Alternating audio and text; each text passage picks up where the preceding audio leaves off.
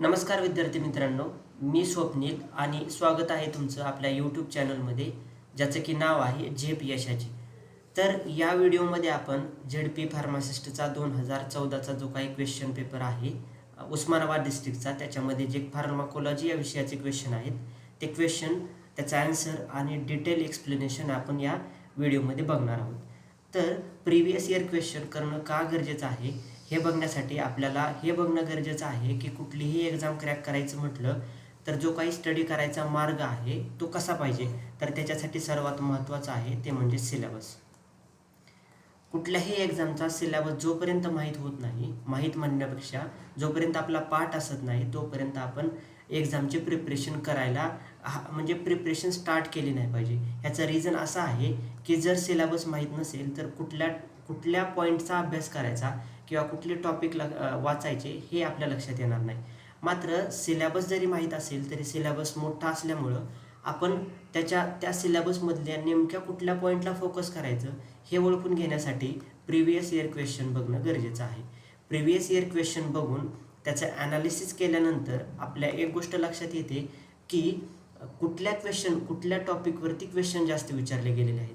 मात्र previous year question बघताना एकच क्वेश्चन पेपर नाही बघायचा, तर एक 10-15 क्वेश्चन पेपर बघायचं आणि त्याच्यामध्ये नंतर कम्पेअर करायचं की समजा 2017ला एक पेपर झाला, 2018ला एक झाला, तर 2017मधले टॉपिक 2018मध्ये रिपीट झाले की नाही, किंवा त्याच्यामध्ये एखादा ऑप्शन असेल तर त्याच्यावरती क्वेश्चन विचारला गेला का, हे कम्पेअर केल्यानंतर आपल्याला कुठल्या टॉपिकवरती जास्त भर द्यायला पाहिजे हे लक्षात येऊन जाईल. आता सिलेबस झालं, नंतर प्रिव्हियस इयर क्वेश्चन बघितले आपण, ह्याच्यावरून आपल्याला कळलं की ह्या टॉपिकला आपण जास्त लक्ष द्यायला पाहिजे. मग आपल्या हेही लक्षात येईल की कुठल्या टॉपिकवरती किती डेप्थमध्ये क्वेश्चन विचारला गेला. हे सगळं ज्यावेळेस आपल्याला माहिती होईल त्यावेळेस आपण त्याच्यानुसार प्रॉपर असा रेफरन्स बुक सिलेक्ट करायचे आणि त्या रेफरन्समधून ते टॉपिक रीड करायला चालू करायचं.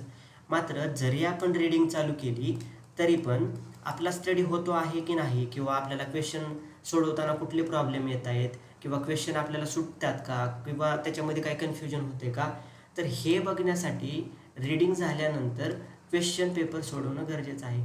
जेणेकरून जर आपल्याला कन्फ्युजन होत असेल किंवा काही होत असेल तर ते एकदम व्यवस्थितरित्या टॅकल करता यावं, म्हणून हे क्वेश्चन पेपर सोडवणं देखील खूप खूप गरजेचं आहे. तर हे क्वेश्चन पेपर सोडवण्यासाठी आपण टेस्ट सिरीज चालू केलेलं आहे. ह्या टेस्ट सिरीजची लिंक जी काय आहे ते डिस्क्रिप्शन बॉक्समध्ये दिलेली आहे. आता हे झालं स्टडी कसं करायचा किंवा कुठल्या टॉपिकवरती फोकस जास्त केला पाहिजे हे कसं ओळखून घ्यायचं किंवा ह्याचं ॲनालिसिस कसं करायचं. तर आता आपण आपल्या व्हिडिओला सुरुवात करूयात. पण जर हा व्हिडिओ आवडला तर लाईक करा, शेअर करा, सबस्क्राईब करा आणि जर काही तुम्हाला ह्याच्यामध्ये सजेशन हवे असतील तर तसं कमेंट बॉक्समध्ये सांगून द्या. व्हिडिओच्या शेवटी मी तुम्हाला काही क्वेश्चन देणार आहे ज्याचे की आन्सर तुम्हाला कमेंट बॉक्समध्ये द्यायचे आहेत. तर सुरुवात करूयात आपल्या व्हिडिओला. ह्याच्यामधला पहिला क्वेश्चन आहे, acetyl salicylic acid is commonly used as dash dash. ह्याचे ऑप्शन आहेत टिअर गॅस, ए फर्टिलायझर, नंतरचा ऑप्शन आहे ए पेन किलर आणि नंतरचा नेक्स्ट ऑप्शन आहे ए सिडेटिव्ह. तर ह्याचं करेक्ट आन्सर आहे ए पेन किलर. म्हणजे की ॲसिटाइल सॅलिसिलिक ॲसिडचा यूज हा पेन किलर म्हणून केला जातो किंवा होतो. तर पेन किलरलाच आपण दुसऱ्या भाषेमध्ये म्हणतो ॲनाल्जेसिक. ह्याचा ॲनाल्जेसिक म्हणून यूज केला जातो. ॲसिटाइल सॅलिसिलिक ॲसिडला आपण काय म्हणतो तर ॲस्पिरिन म्हणतो. ज्यावेळेस ॲसिटाइल सॅलिसिलिक ॲसिड किंवा ॲस्पिरिन हे नाव येतं त्यावेळेस सर्वात महत्त्वाचा घटक तो म्हणजे NSAID. आता हे NSAID म्हणजे काय तर नॉन स्टेरॉइडल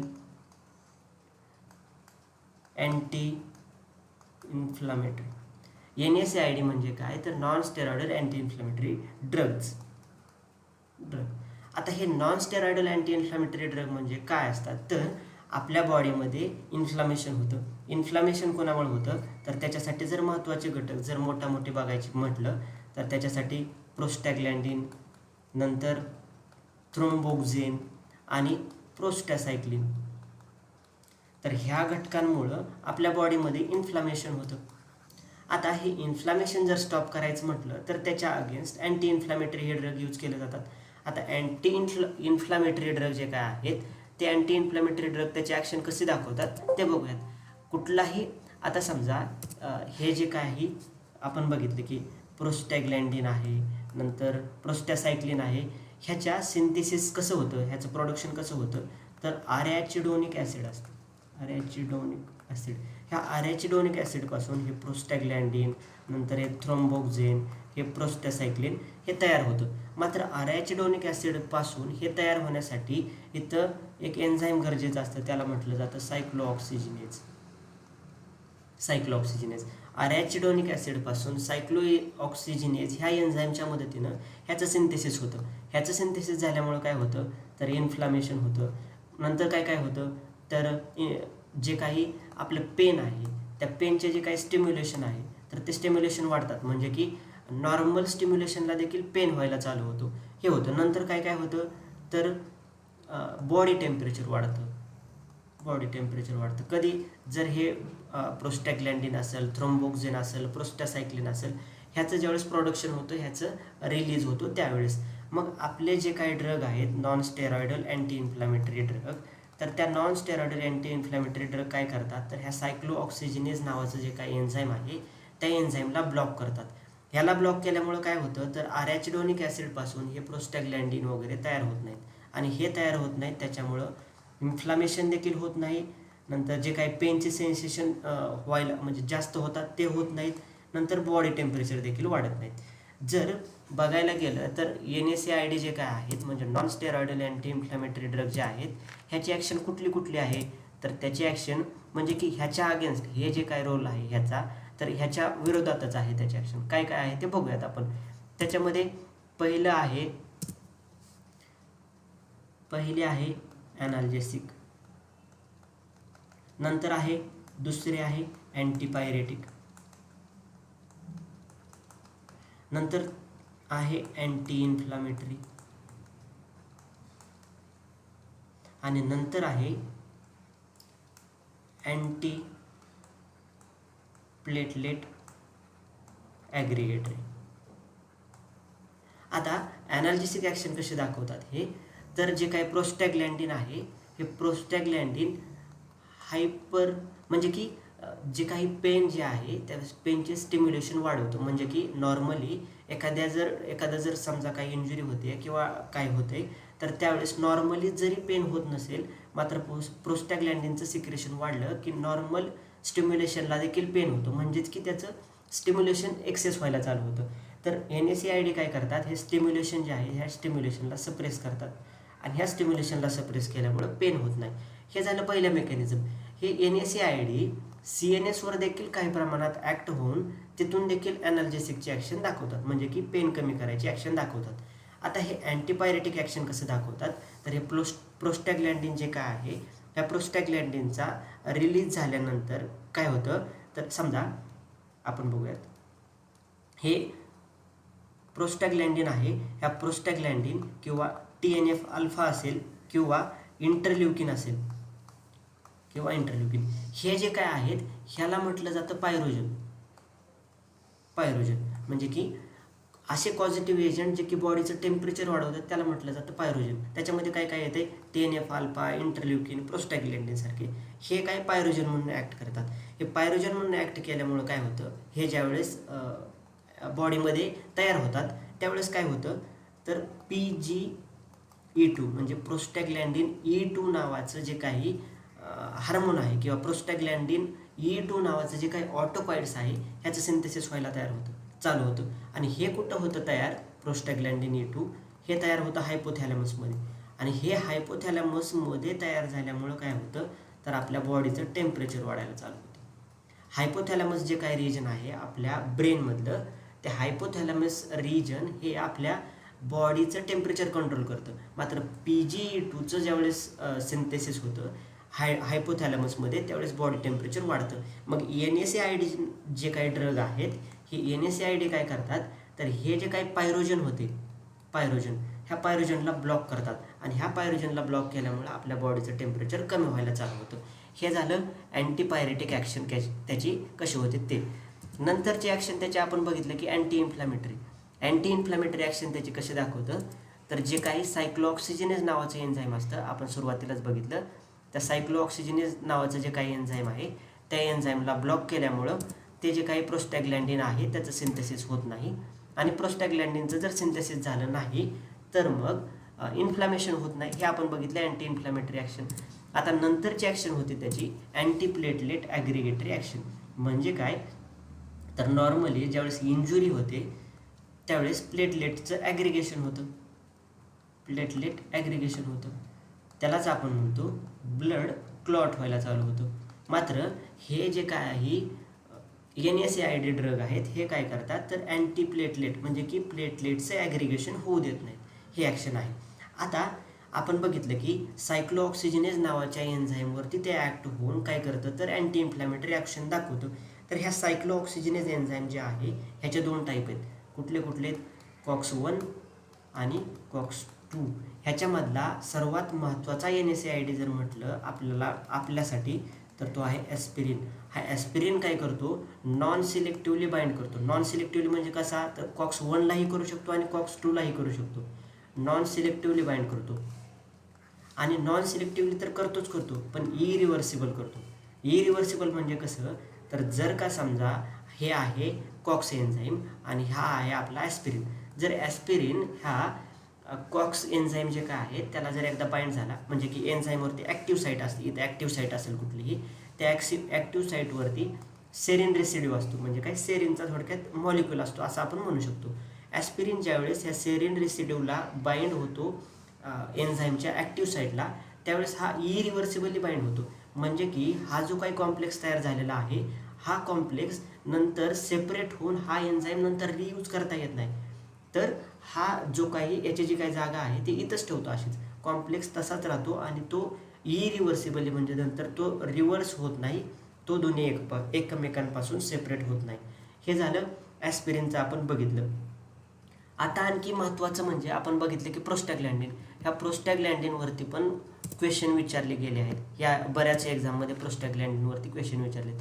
त्याच्यावरती क्वेश्चन कसे विचारले होते तर प्रोस्टॅग्लॅन्डिनचे टाईप आहेत. प्रोस्टॅग्लॅन्डिनचे टाईप कशावरती आहेत तर त्याच्या नेचरवरती, म्हणजे की त्याचा जो काही सोर्स आहे थोडक्यात आपण असं म्हणू शकतो की नॅचरल आहे की काय आहे ह्याच्यावरून, किंवा प्रोस्टॅग्लॅन्डिनसारखं दिसणार आहे ह्याच्यावरून प्रोस्टॅग्लॅन्डिनचे 2 टाईप आहेत. ते कुठले कुठले आहेत? पहिला प्रोस्टॅग्लॅन्डिनचा टाईप आहे नॅचरल प्रोस्टॅग्लॅन्डिन.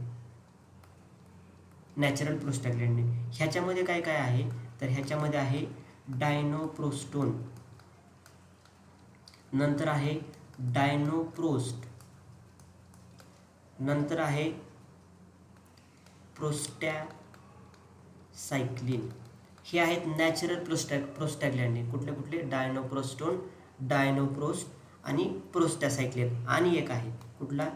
जेमिप्रोस्ट. हे झाले नॅचरल. आता दुसरे आहेत प्रोस्टॅग्लॅन्डिन ॲनालॉग. हे प्रोस्टॅग्लॅन्डिन ॲनालॉग ह्याच्यावरती क्वेश्चन विचारला होता. प्रोस्टॅग्लॅन्डिन ॲनालॉग ऑप्शन दिले होते आणि which of the following is prostaglandin analogue असा क्वेश्चन विचारला होता. ह्याचं करेक्ट आन्सर होतं मिसोप्रोस्टॉल. तर इथं बघूयात ह्याचे एक्झाम्पल कुठले कुठले आहेत. त्याच्यामध्ये पहिलं आहे कार्बोप्रोस्ट, नंतर आहे मिसोप्रोस्टोल, नंतर ह्याचंच एक्झाम्पल आहे लॅन्टोप्रोस्ट, नंतर आहे बेमाटोप्रोस्ट, नंतर आहे हे लॅन्टोप्रोस्ट. लॅन्टोप्रोस्ट झालं. हे झाले प्रोस्टॅग्लॅन्डिन ॲनालॉगचे एक्झाम्पल. आता आपण बघूयात NSAID बघितलं आपण, तर NSAIDचं क्लासिफिकेशन बघूयात. म्हणजे ह्याच्यावरती विचारलं जाऊ शकतं डायरेक्टली क्वेश्चन की कॉक्स इनिबिटर कुठला आहे किंवा काय कुठला आहे, तर ते बघणं गरजेचं आहे. आपण बघूयात. हे आहे क्लासिफिकेशन ऑफ NSAID. त्यालाच आपण म्हणतो नॉन स्टेरॉइडल अँटी इन्फ्लॅमेटरी किंवा अँटीपायरेटिक किंवा ॲनाल्जेसिक. ह्याच्यामध्ये आपण बघितलं की जे काही एन्झाईम होतं सायक्लोऑक्सिजिनेज त्यालाच काय म्हटलं जातं कॉक्स एन्झाईम. ह्याचे टाईप होते कुठले कुठले? COX-1 आणि COX-2. आता जे काही NSAID आहेत ते नॉन सिलेक्टिव्हली म्हणजे COX-1ला पण बाइंड होतात आणि COX-2लाही बाइंड होतात. तर ह्याचं क्लास आहेत. ह्याचे क्लास कुठले कुठले? तर ह्याच्यामधला पहिला क्लास आहे तो म्हणजे सॅलिसिलेट. ह्या सॅलिसिलेट क्लासचे एक्झाम्पल आहे ॲस्पिरिन. हे लक्षात ठेवायचं, नॉन सिलेक्टिव्ह कॉक्स इनिबिटर. नंतर काय आहे नंतरचा टाईप आहे प्रेफरन्शियल COX-2 म्हणजे हा फक्त COX-2लाच इनिबिट करतो. नंतर सिलेक्टिव्ह COX-2. हा प्रेफरन्शियल म्हणजे की COX-2 ला करतो. हा काय आहे, तिसरा काय आहे, सिलेक्टिव्ह COX-2 आहे. आणि नंतरचा काय आहे, analgesic antipyretic with poor anti inflammatory, म्हणजे की ॲनाल्जेसिक आहे, अँटीपायरेटिक आहे, पण अँटी इन्फ्लेमेटरी ॲक्शन ह्याची थोडीशी कमी आहे. हे मेन टाईप आहेत. आता त्याच्यामधले सब टाईप आणि त्याचे एक्झाम्पल बघणं गरजेचं आहे. तर नॉन सिलेक्टिव्ह कॉक्स इनिबिटरमधला पहिला क्लास आहे सॅलिसिलेट, त्याचं एक्झाम्पल आहे ॲस्पिरिन. नंतरचा क्लास आहे प्रोपिओनिक ॲसिड डेरिव्हेटिव्ह, त्याचे एक्झाम्पल आहेत आयबुप्रोपेन, नॅप्रोक्झिन आणि किटोप्रोफेन. नंतरचा क्लास आहे थर्ड क्लास फिनामेट, त्याचे एक्झाम्पल आहे मेफानेमिक ॲसिड. नंतर डी नंबरचा जो क्लास आहे तो आहे इनॉलिक ॲसिड डेरिव्हेटिव्ह, त्याचे एक्झाम्पल आहे पेरॉक्झिकॅम आणि टेनॉक्झिकॅम. नंतर आहे ॲसेटिक ॲसिड डेरिव्हेटिव्ह, त्याचे एक्झाम्पल आहे किटोरोलॅक, इंडोमिथॅसिन आणि नेब्युमेटोन. नंतर आहे पायरॅझोलोन डेरिव्हेटिव्ह, त्याचे एक्झाम्पल आहे फिनाइल ब्युटॅझोन आणि ऑक्सिफिनाब्युटॅझोन. नंतरचा क्लास आहे प्रेफरन्शियल COX-2 इनिबिटर, त्याच्यामध्ये येते निमुसुलाइड, डायक्लोफिनॅक, ॲसिक्लोफिनॅक आणि मेलोक्सिकॅम. हे निमुसुलाइड, डायक्लोफिनॅक, ॲसिक्लोफिनॅक ह्याचा यूज मेनली तर पेन किलर म्हणजेच की ॲनाल्जेसिक म्हणून केला जातो. सिलेक्टिव्ह COX-2 इनिबिटरचं एक्झाम्पल आहे इटोरिकॉक्सिप, पॅरिकॉक्सिप आणि सेलेकॉक्सिप. हे जे काय आहे, ज्यावेळेस आपल्याला जॉईंटचं इन्फ्लॅमेशन होतं त्यावेळेस हे इटरोकॉक्सिप वगैरे प्रेफर केले जातात. नंतर आहे analgesic antipyretic with poor anti inflammatory action, ह्याच्यामध्ये दोन क्लास आहेत. पहिला क्लास आहे पॅराअमिनोफिनॉल डेरिव्हेटिव्ह, त्याचे एक्झाम्पल आहे आपलं पॅरासिटामॉल, जे की डोलो 650मध्ये किंवा कॉम्बिफ्लॅममध्ये असते. नंतरचा क्लास आहे बेन्झोऑक्झिकेन डेरिव्हेटिव्ह, ह्याचे एक्झाम्पल आहे नेफेपाम. आता हे बघितलं आपण NSAIDचं क्लासिफिकेशन. ह्याच्यामधले नंतरचे जे काही ऑप्शन आहेत ते ऑप्शन पण आपण बघूयात. ह्याच्यामधले नंतरचे ऑप्शन काय काय आहेत, तर आहे टिअर गॅस. आता टिअर गॅस म्हणजे काय, आता आपण बघतो काही वेळेस एखाद्या ठिकाणी जास्त जर लोक जमा झाले तर ते लोक तिथून जर हटवायचे म्हटलं तर जे पोलीस वगैरे प्रशासन आहे ते काय करतं, तर टिअर गॅसचा यूज करतो. तर ह्या टिअर गॅसमुळं काय होतं, तर आईज, नंतर माउथ किंवा नंतर काय थ्रोट, ह्याचं काय होतं, ह्याचं इरिटेशन होतं. आता ह्याच्यासाठी कुठले कुठले गॅसेस यूज केले जातात टिअर गॅस म्हणून, टिअर गॅसमध्ये कुठले कुठले गॅस यूज केले जातात, तर त्याच्यामध्ये पहिला आहे क्लोरो ॲसिटोफिनोन. हे एकच नाव आहे क्लोरो ॲसिटोफिनोन, ह्यालाच CN गॅस असं देखील म्हटलं जातं. दुसरा आणखी एक गॅस आहे तो आहे क्लोरो बेन्झाल मॅलोनायट्राइल. हे एकच नाव आहे, कुठलं क्लोरो ॲसिटोफिनोन आणि दुसरं कुठलं क्लोरो बेन्झाल मॅलोनायट्राइल. हे दोन्ही पण एक, म्हणजे हे वेगवेगळे नाव आहेत पण हे कंप्लीट एकच नाव आहे आणि हे एक कंप्लीट नाव आहे. ह्याला म्हटलं जातं CN गॅस. हे बघितलं आपण टिअर गॅस म्हणजे काय ते. नंतर काय आहे सेडॅटिव्ह. आता सेडॅटिव्ह आणि हिप्नॉटिक हे दोन ड्रगच्या कॅटेगरी आहेत. सेडॅटिव्ह आणि हिप्नॉटिकमध्ये कन्फ्युजन होऊ द्यायचं नाही. सेडॅटिव्ह म्हणजे असे ड्रग जे आपली एक्साइटमेंट असते किंवा आपण कशाला एखाद्या ह्याला रिस्पॉन्स देतो तर ते रिस्पॉन्सिव्हनेस किंवा एक्साइटमेंट ही जी आहे ती कमी होते कुठं, सेडॅटिव्हमध्ये. मात्र स्लीप इंड्यूस होत नाही, झोप येत नाही, मात्र एक्साइटमेंट किंवा जो काही रिस्पॉन्स आहे किंवा एखाद्या स्टिम्युलेशनला जे काय आहे ते कमी होतं, ते डिप्रेस होतं, मात्र स्लीप येत नाही सेडॅटिव्हमध्ये. मात्र जर हिप्नॉटिकचा विचार केला तर हिप्नॉटिक स्लीप इंड्यूस करतं. हे एवढं लक्षात ठेवा, सेडॅटिव्ह आणि हिप्नॉटिक. आता नंतरचा नेक्स्ट क्वेश्चन बघूयात आपण. The commonly use medicine for the typhoid is dash dash. ह्याचं करेक्ट आन्सर आहे क्लोरोमायसिटिन. क्लोरोमायसिटिनचा यूज केला जातो टायफॉइडमध्ये. आता टायफॉइड ह्याचं जे काही पॉझिटिव्ह एजंट आहे तो आहे साल्मोनेला टायफी. साल्मोनेला टायफीमुळे टायफॉइड नावाचा डिसीज होतो. आता हा डिसीज जो काय आहे हे ओळखण्यासाठी एक टेस्ट केली जाते, त्याला म्हटलं जातं विडाल टेस्ट. विडाल टेस्टमध्ये काय केलं जातं तर IgG आणि IgM नावाच्या ज्या काही अँटीबॉडीज आहेत, अँटीबॉडीज ह्याचं टेस्टिंग केलं जातं. म्हणजे ह्या जर प्रेझेंट असतील तर असं म्हटलं जातं की जे टायफॉईडची टेस्ट आहे हे पॉझिटिव्ह आहे. आता हे क्लोरोमायसिटिन सोडून दुसरे पण काही अँटीबायोटिक दिले जातात. कुठले कुठले अँटीबायोटिक दिले जातात तर ते आहे सिप्रोफ्लॉक्झेसिन, नंतर कुठलं आहे ओफ्लॉक्झेसिन. हे आणखी टायफॉईडच्या ट्रीटमेंटमध्ये काही ड्रग दिले जातात. नंतरचा नेक्स्ट क्वेश्चन आहे and antipyretic drug is that dash dash. म्हणजे की अँटीपायरेटिक ड्रग म्हणजे असे ड्रग जे की काय करतात, त्याचं ॲक्शन काय. तर ह्याचं करेक्ट आन्सर आहे option a lower body temperature. हे आपण पाठीमागच बघितले अँटीपायरेटिक काय असतात, कसं करतात, ते ॲक्शन देखील आपण बघितलेलं आहे. आता नेक्स्ट क्वेश्चन बघूयात. Fourth question a drug against infectious disease is dash dash. ह्याचं करेक्ट इन्फेक्शियस डिसीज म्हणजे इन्फेक्शन झालेल्या डिसीजच्या अगेन्स्ट ह्याच्यापैकी कुठला ड्रग यूज केला जातो. तर ह्याचं करेक्ट आन्सर आहे ते म्हणजे सल्फाथायाझोल. नंतर हे काय हे आहे इन्सुलिन. इन्सुलिन काय आहे तर माहिती आहे डायबिटीज. पॅरासिटामॉल हे काय अँटीपायरेटिक. आता हे झालं इन्फेक्टियस डिसीजमध्ये सल्फाथायाझोल ह्याचं करेक्ट आन्सर झालं. इन्सुलिन जर बघायचं झालं इन्सुलिनचं म्हटलं तर हे डायबिटीजमध्ये यूज केलं जातं. Diabetes mellitus. ह्या डायबिटीजचं दोन टाईप, डायबिटीज मेलिटस फर्स्ट आणि डायबिटीज मेलिटस सेकंड.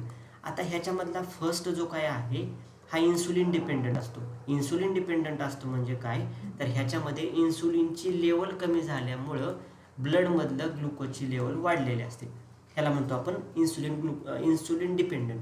मात्र ज्यावेळेस इन्सुलिन दिलं जातं त्यावेळेस हे जे काय म्हणजे हे ग्लुकोजचं कसं होतं नेमकं तर समजा ही सेल आहे, ह्या सेलवरती सेलवरती रिसेप्टर असणार आणि ह्या सेलवरती जे काही रिसेप्टर असणार आहेत ह्याच्या थ्रू ब्लडमधून सेलमध्ये आणि सेलमधून ब्लडमध्ये जे काही ग्लुकोज आहे त्या ग्लुकोजचं आत बाहेर येणं चालू असतं. मग हे इन्सुलिन जे काय आहेत हे ह्या चॅनलला ओपन आणि क्लोज करायचं काम करतात. काही वेळेस काय होतं ग्लुकोज आत सेलच्या आतून बाहेरून आत होत असतं. काही वेळेस काय होतं ग्लायकोनिओजेनेसिस होऊन ग्लुकोजचं कन्व्हर्जन ग्लायकोजनमध्ये होतं आणि ते कुठं स्टोअर केलं जातं लिव्हरमध्ये स्टोअर केलं जातं. मग आता काय होतं काही वेळेस इन्सुलिनची लेवल कमी झाल्यामुळं हे सेलवरती जे काही चॅनल्स आहेत ते चॅनल्स क्लोज राहतात, चॅनल्स ओपन होत नाहीत. त्याच्यामुळं काय होतं तर हे जे काही ब्लडमध्ये असणारं ग्लुकोजची लेवल आहे ती वाढते. मात्र ज्यावेळेस आपण इन्सुलिन दिलं जातं किंवा इन्सुलिनची लेवल जे काय आहे ते नॉर्मल होते त्यावेळेस हे जे काही एक्सचेंज आहे ते चालू होतं आणि ग्लुकोजची लेवल नॉर्मल होते. हे झालं डायबिटीज मेलिटस फर्स्टमध्ये किंवा त्यालाच म्हटलं जातं टाईप 1 डायबिटीजमध्ये. मात्र टाईप 2 डायबिटीज जे काय आहे हा इन्सुलिन इंडिपेंडंट आहे. म्हणजे की जरी इन्सुलिन बाहेरून दिलं किंवा इन्सुलिनची लेवल नॉर्मल असेल तरी पण ब्लड शुगर वाढते. हे कशामुळे वाढते तर जे काही हे रिसेप्टर असतात ह्या रिसेप्टरला जे काही इन्सुलिन आहे त्या इन्सुलिनचा रेजिस्टन्स तयार झालेला असतो. म्हणजे की जरी तुम्ही इन्सुलिनची लेवल वाढवली तरी पण जे ग्लुकोज लेवल आहे ब्लडमध्ये ते काही कमी होत नाही. हे टाईप 2 डायबिटीजमध्ये. हे type 1 type 2 insulin dependent insulin independent एवढंच लक्षात ठेवा. हे गरजेचं म्हणजे की विचारला जाऊ शकतो क्वेश्चन की टाईप 1मध्ये कुठला इन्सुलिन डिपेंडंट आहे आणि कुठला इन्सुलिन इंडिपेंडंट आहे. आता नेक्स्ट क्वेश्चन आहे the most important cardiac stimulant is dash dash. आता ह्याचं करेक्ट आन्सर आहे ऑप्शन ए डेगॉक्झिन. डेगॉक्झिन जो आहे हा कार्डियक स्टिम्युलंट म्हणून ॲक्ट होतो आणि ह्याचा सोर्स काय डिजिटॅलिस. नंतर काय सिमेटिडिन. सिमेटिडिन काय आहे तर जे की गॅस्ट्रिक ॲसिड सिक्रेशन होतं, गॅस्ट्रिक ॲसिड सिक्रेशन त्याला इनहिबिट करण्यासाठी जसं की सिमेटिडिन. नंतर काय ओमेप्रॅझोल, नंतर काय पॅन्टोप्रॅझोल, नंतर काय सिमेटिडिन सारखाच रॅनिटिडिन. नंतर हा काय आहे पॅरासिटामॉल काय अँटीपायरेटिक. तुमच्यासाठी आता क्वेश्चन हे पेनिसिलिन जे काय आहे अँटीबायोटिक आहे तर ह्या पेनिसिलिनचे टाईप आहेत. पेनिसिलिन जी आहे पेनिसिलिन व्ही आहे. तर ह्याच्यापैकी कुठला पेनिसिलिन हा ॲसिड रेजिस्टन्स आहे ॲसिड रेजिस्टंट पेनिसिलिन कुठला आहे. आणि म्हणजे की कुठला पेनिसिलिन आपण ओरल रूटनं म्हणजे की माऊथनं घेतल्यानंतर गॅस्ट्रिक ॲसिडला तो सेन्सिटिव्ह नाही किंवा गॅस्ट्रिक ॲसिड त्याला ब्रेकडाऊन करू शकत नाही. म्हणजे की ॲसिड रेजिस्टन्स पेनिसिलिन कुठला आहे ते तुम्ही कमेंट बॉक्समध्ये टाकायचे. नंतर आपण ह्या पेनिसिलिनवरती नेक्स्ट लेक्चरमध्ये आपण बघूयात, पेनिसिलिनचे टाईप बघूयात, त्याचा ॲक्शन कसे आहे बघूयात, किंवा त्याचा मेकॅनिझम कसा आहे ते आपण नेक्स्ट व्हिडिओमध्ये बघूयात. नेक्स्ट क्वेश्चन आहे question number 6. The antibiotic mitomycin is used to treat certain type of dash dash. हे ऑप्शन आहेत कॅन्सर, एड्स, पोलिओ आणि सिफॅलिस. तर ह्याचं करेक्ट आन्सर आहे ऑप्शन ए, कॅन्सर. हे मायटोमायसिन किंवा मायटोमायसिन सी जे काय आहे हे अँटीबायोटिक आहे. हे अँटीबायोटिक कॅन्सर केमोथेरपीमध्ये वापरलं जातं, कॅन्सर केमोथेरपी. आणि हे एकमेव अँटीबायोटिक आहे, एकमेव, जे की कॅन्सर केमोथेरपीमध्ये यूज केलं जातं. हे मायटोमायसिन काय करतं तर जे काही DNA सिंथेसिस आहे, DNA सिंथेसिस ह्याला काय करतं, ब्लॉक करतं. पहिली गोष्ट कॅन्सर म्हणजे काय तर कॅन्सर म्हणजे अनवॉन्टेड अनकंट्रोल्ड सेल ग्रोथ. म्हणजे की गरजेची नसणारी आणि कंट्रोलमध्ये पण नसणारी सेलची ग्रोथ होणं त्याला म्हटलं जातं कॅन्सर. मग त्याच्या ट्रीटमेंटसाठी हे कॅन्सर केमोथेरपीमध्ये मायटोमायसिनचा यूज केला जातो, जे की DNA सिंथेसिस ब्लॉक करतं. DNA सिंथेसिस ब्लॉक केलं तर सेलचे जे काही मल्टिप्लिकेशन आणि ग्रोथ होणार आहे ते इनहिबिट होते आणि जे काही अँटी कॅन्सर ॲक्टिव्हिटी आहे ते आपल्याला बघायला भेटते. अँटी कॅन्सर ड्रगलाच अँटी कॅन्सरचीच नावं कुठले कुठले बघा. अँटी कॅन्सर त्यालाच म्हटलं जातं अँटीन्यूओप्लास्टिक, त्यालाच म्हटलं जातं आणखी अँटीन्यूओप्लास्टिक, अँटी कॅन्सर, आणि त्याचं आणखी नाव आहे सायटोटॉक्सिक. कॅन्सरच्या बाबतीत जर बघायचं झालं तर कॅन्सरच्या जे काही ट्यूमर आहेत, ह्या ट्यूमरचे 2 टाईप. पहिला बिनाईन ट्यूमर आणि दुसरा मॅलिग्नंट ट्यूमर. हे पण लक्षात ठेवणं गरजेचं आहे, बिनाईन ट्यूमर आणि मॅलिग्नंट ट्यूमर. आता नेक्स्ट क्वेश्चन बघूयात. नेक्स्ट क्वेश्चन आहे morphine is a drug under classification of dash dash. ह्याचे ऑप्शन आहेत. पहिला ऑप्शन आहे नार्कोटिक, नंतर आहे अँटीबायोटिक, नंतर आहे अँटी मलेरियल आणि नंतर आहे अँटीसेप्टिक. आता बघूया, म्हणजे जरी इलिमिनेशन मेथड जर यूज करायचं म्हटलं तर मॉर्फिन म्हटलं की एक लक्षात यायला पाहिजे की हे CNSवर ॲक्ट होते. मग आता CNSवर ॲक्ट, अँटीबायोटिक CNSवर कधी ॲक्ट होत नाहीत. अँटीबायोटिक काय करत असतात, मेनली अँटीबायोटिक म्हणजे काय असतात तर हे मायक्रो ऑर्गॅनिझमपासूनच तयार केलं असतात. मग त्याच्यामध्ये फंगाय असतील, बॅक्टेरिया असतील, हे त्यांचेच केमिकल असतात आणि हे काय करतात, त्यांचेच केमिकल त्या बॅक्टेरियामध्ये त्याच्यावरती ॲक्शन दाखवतात. ते कसे दाखवतात, त्याला किल करतात किंवा त्याची ग्रोथ स्टॉप करतात. जर किल करत असतील तर त्याला म्हटलं जातं बॅक्टेरिसाइडल, आणि जर किल करत असेल तर त्याला आणि जर त्याची ग्रोथ थांबवत असेल, स्टॉप करत असेल तर त्याला म्हटलं जातं बॅक्टेरियोस्टॅटिक. हे झालं अँटीबायोटिकच्या बाबतीत. आता अँटी मलेरियल मॉर्फिन तर नाहीच, अँटी मलेरियल आपल्याला माहिती आहे दुसरे ड्रग आहेत. आणि अँटीसेप्टिक मॉर्फिन कसं असू शकतं, अँटीसेप्टिकमध्ये तर आपल्याला माहिती आहे ना, नॉर्मल डेली यूजमध्ये डेटॉल वगैरे बघतो आपण अँटीसेप्टिकमध्ये वगैरे ते. नंतरचा तर ह्याचं करेक्ट आन्सर आहे ऑप्शन ए, नार्कोटिक. नंतरचा नेक्स्ट क्वेश्चन आहे a dark purple compound used as antiseptic and disinfectant is dash dash. म्हणजे की खालीलपैकी कुठला कंपाऊंड असा आहे जो की अँटी सेप्टिक आणि डिसइन्फेक्टंट म्हणून यूज केला जातो. तर ह्याचं करेक्ट आन्सर आहे पोटॅशियम परमॅंगनेट, KMnO4 ह्याचा यूज केला जातो. नंतरचा क्वेश्चन, हे जे काही अँटीसेप्टिक आणि डिसइन्फेक्टंट आहे ह्याच्यामध्ये KMnO4 मोस्टली यूज केलं जातं. म्हणजे जर हे जर लक्षात ठेवायचं असेल तर जे कॉलेजच्या वेळेस आपण जे काही प्रॅक्टिकल करतो तर त्या प्रॅक्टिकलच्या वेळेस देखील हे KMnO4चा यूज केला जातो. कशासाठी तर डिसइन्फेक्टंट करण्यासाठी. इथं हे देखील लॉजिक लावून हा क्वेश्चन सुटू शकतो. नंतरचा नेक्स्ट क्वेश्चन आहे 9th question. A medical substance given against that intake of poison or prevent a disease from having an effect is known as option आहेत अँटीजन, अँटीबॉडी, अँटीडोट आणि अँटीबायोटिक. तर ह्याचं करेक्ट आन्सर आहे ते म्हणजे antidote. म्हणजे की जर एखाद्या वेळेस पॉयझनचा इंटेक केला तर तर ते बॉडीमधून इलिमिनेट करण्यासाठी किंवा प्रिव्हेंट करण्यासाठी काय घेतलं जातं, तर त्याचं करेक्ट आन्सर आहे अँटीडोट. आता बघूया अँटीजन म्हणजे काय असतं.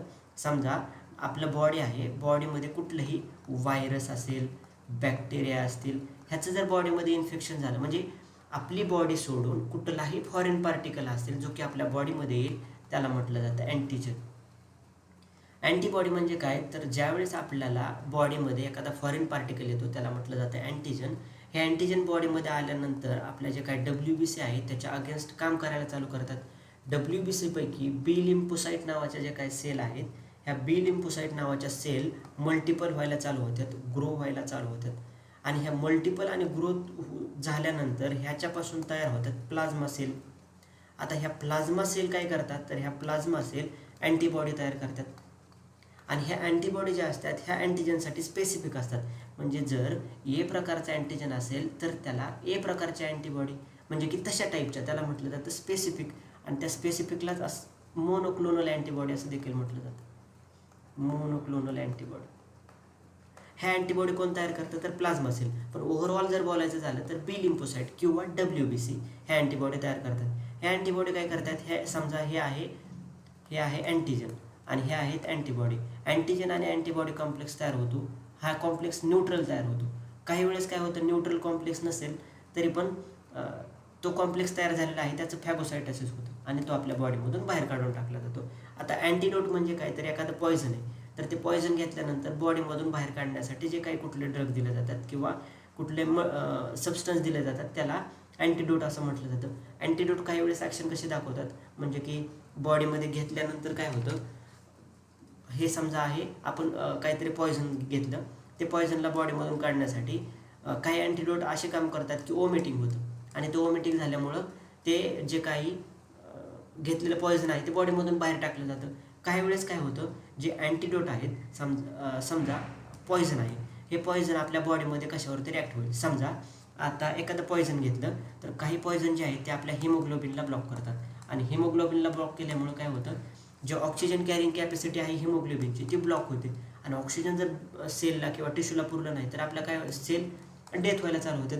मग आपण अँटीडोट म्हणून असे ड्रग दिले जातात जे की तिथं अगोदरच जाऊन कॉम्पिटिटिव्हली बाइंड होतील आणि त्या पॉयझनला ते जे काही जागा आहे, ते जे काही साईट ऑफ ॲक्शन आहे किंवा जिथं तो बाइंड होणार आहे तिथं बाइंड होऊ देत नाहीत.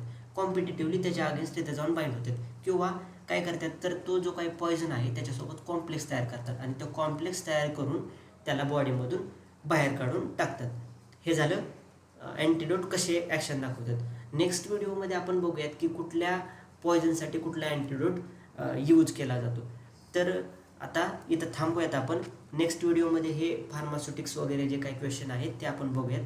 जर व्हिडिओ आवडला तर लाईक करा, नंतर शेअर करा, सबस्क्राईब करा आणि जर तुम्हाला आणखी काही याच्यामध्ये बदल हवे असतील तर तसे कमेंट बॉक्समध्ये तुम्ही सांगू शकतात. थँक्यू.